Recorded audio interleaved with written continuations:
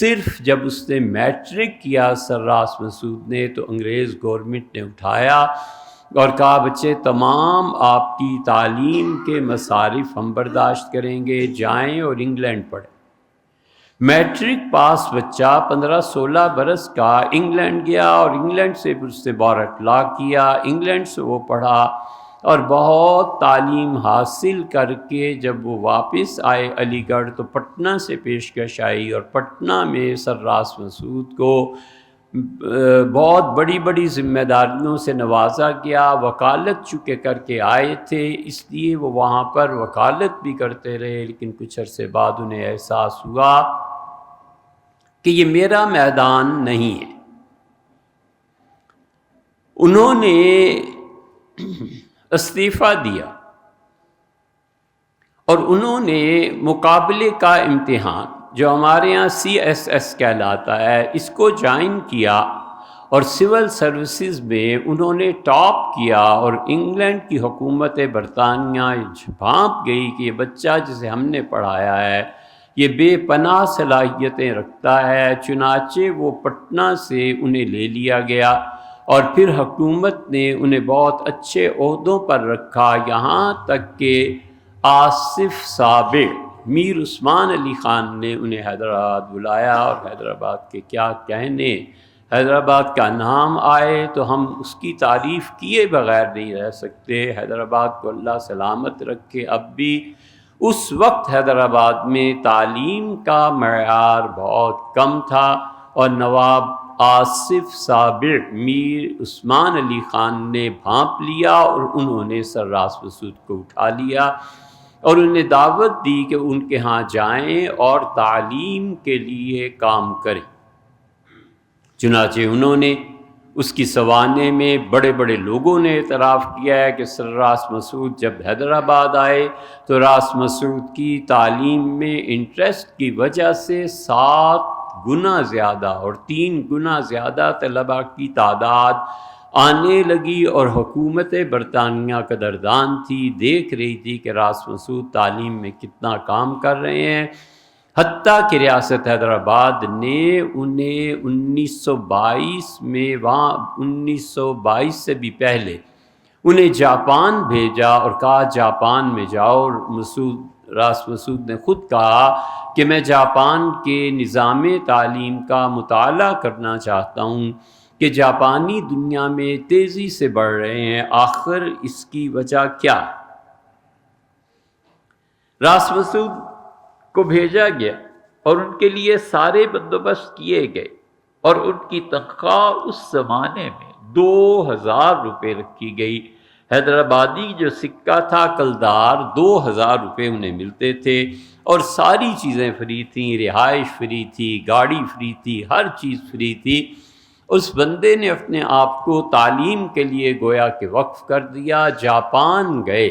اور جاپان کا نظام تعلیم دیکھ کر آئے، اور آ کر انہوں نے یہاں پہ جن چیزوں کی بنیاد رکھی ان میں سے ایک تھی انہوں نے اپنی زندگی کا اکثر حصہ، پھر ان کی طبیعت خراب ہو گئی، پھر جرمنی چلے گئے علاج کے لیے، ایک لمبی مدت انہوں نے وہاں گزاری، انگلینڈ میں گزاری، جاپان میں گزاری، ان کی زندگی کا اکثر حصہ ہندوستان سے باہر صرف ہوا،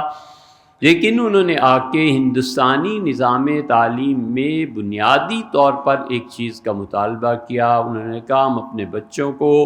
اردو میں پڑھائیں گے، ہمارا بچہ پہلے انگلش سیکھے پھر انگریزوں کی چیزیں پڑھے، یہ بچے کا وقت برباد کرنا ہے۔ بچے کو اگر انگلش پڑھنی ہے، جاپانیز پڑھنی ہے، کوئی اور زبان پڑھنی ہے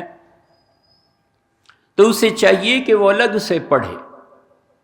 آپ ان زبانوں کو بحیثیت زبان اپنے سکولز میں پڑھائیں، کوئی ممانعت نہیں، لیکن آپ جتنی چیزیں بچوں کو پڑھانا چاہتے ہیں کہ پہلے انگلش سکھائیں، پھر بچے کو انگلش سے اردو میں جائے اور پھر وہ جا کر سیکھے، یہ بہت اس کا وقت ضائع کرنا ہے۔ اس بات کو مان لیا گیا، اور میر عثمان علی صابر جو تھے انہوں نے عثمانیہ یونیورسٹی کی تجویز رکھی۔ میر عثمان علی نے کچھ بھی نہ کیا ہوتا، اور جو بھی اس کا کردار اور کچھ بھی تھا، حیدرآبادیوں کو ہمیشہ ان کے لیے ایصال ثواب کرنا چاہیے۔ ہم جن لوگوں کے لیے قلبی طور پہ اپنے دل میں محبت محسوس کرتے ہیں، یہ آصف صابر تھے۔ آصف صابر کی عثمانیہ یونیورسٹی اگر چل جاتی اور پولیس ایکشن نہ ہوتا اور وزیر اعظم جواہر لال نہرو نے اس کو نہ کر لیا ہوتا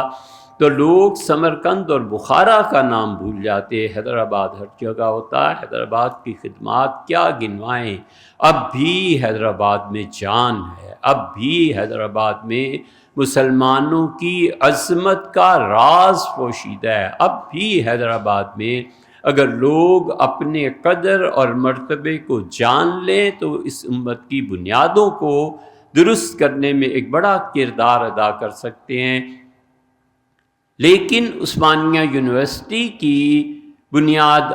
ڈالنے میں، عثمانیہ یونیورسٹی کا پرنسپل مقرر کرنے میں آصف صابر جو تھے انہوں نے دعوت دی، اور میر عثمان علی خان کی اس دعوت پہ راس مسعود آگے یونیورسٹی کا قیام شروع ہوا۔ کون ہے جو وہاں نہیں گیا؟ مولانا شبیر احمد صاحب عثمانی رحمۃ اللہ علیہ نے اپنی مسلم کی شرح فتح الملم لکھنی تھی،